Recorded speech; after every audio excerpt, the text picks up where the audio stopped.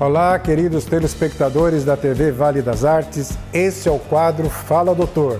E eu, Dr. Valdez, estou aqui para falar com você nessa semana sobre doenças respiratórias. Eu já expliquei para você sobre os resfriados e sobre a gripe. Hoje nós vamos falar sobre as pneumonias. Nós falamos de pneumonia quando os alvéolos, que é onde ocorre a troca de oxigênio para o sangue, uma unidade, parece um saquinho dentro do pulmão, esses alvéolos estão inundados por líquidos produzidos pelo organismo numa reação inflamatória, numa reação de defesa. Quando ocorre esse encharcamento dos alvéolos, nós aí sim dizemos que existe uma pneumonia. A pneumonia pode ocorrer em qualquer indivíduo, seja em adultos, seja em crianças, ocorre em qualquer tempo, pode ocorrer o ano inteiro, não tem predileção sobre tempo mais frio ou mais quente.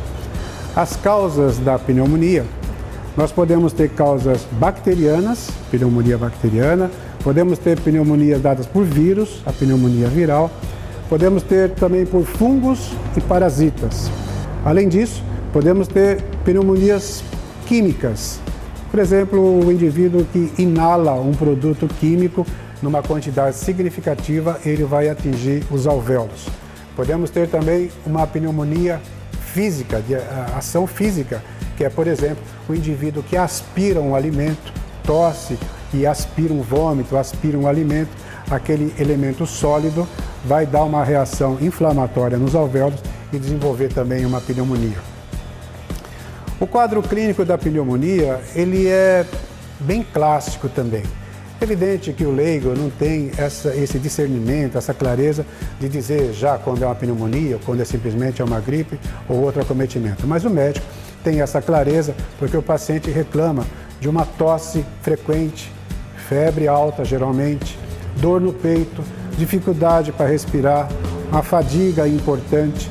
E o paciente naturalmente vai perder o apetite, o paciente já fica bastante incomodado e o que chama muita atenção é a febre, falta de ar e a tosse, que é persistente.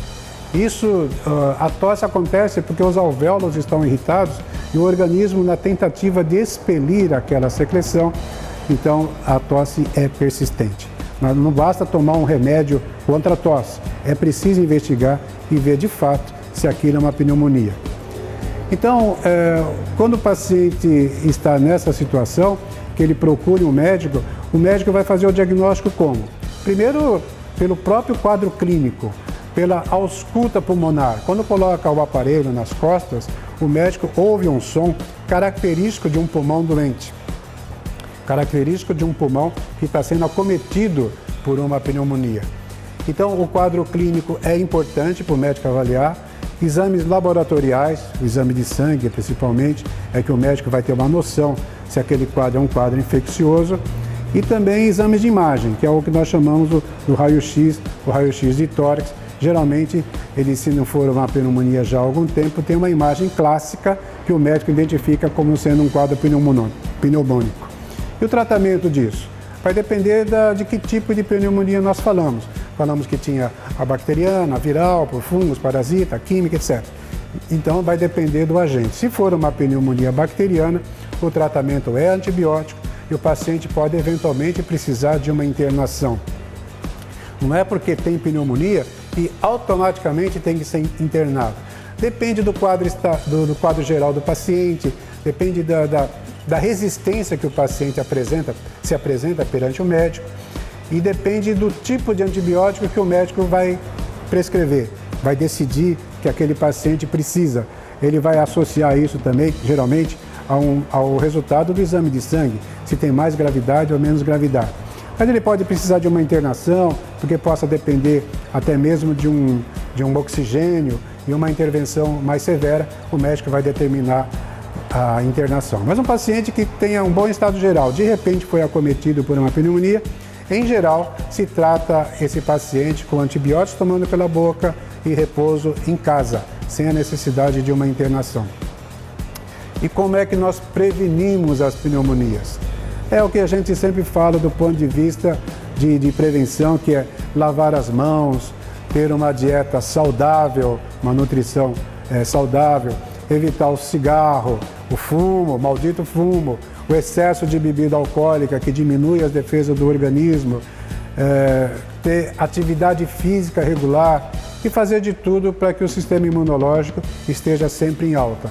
Isso evitando os abusos alimentares, evitando o fumo, evitando o álcool, o paciente vai estar com o sistema imunológico em alta. Basicamente, esse tratamento que você precisa estar alerta e principalmente você, mamãe, que cuida do seu pequeno paciente. O pequeno paciente tem dificuldade de informar. Então, os sinais de alerta, que já falei, é a tosse persistente, se for uma criança pequenininha, a irritação que não cessa e a febre alta. Esses são motivos básicos para você procurar um serviço de saúde, procurar seu médico e cuidar do pequeno paciente. Os idosos também, por conta de sistema de defesa imunológico já mais baixo, também precisam ser prestar atenção. Geralmente, os pacientes de asilo, instituições de saúde, esses pacientes estão mais expostos a quadros pneumônicos. Esse é o quadro Fala Doutor, e eu, Dr. Valdez, falei para você.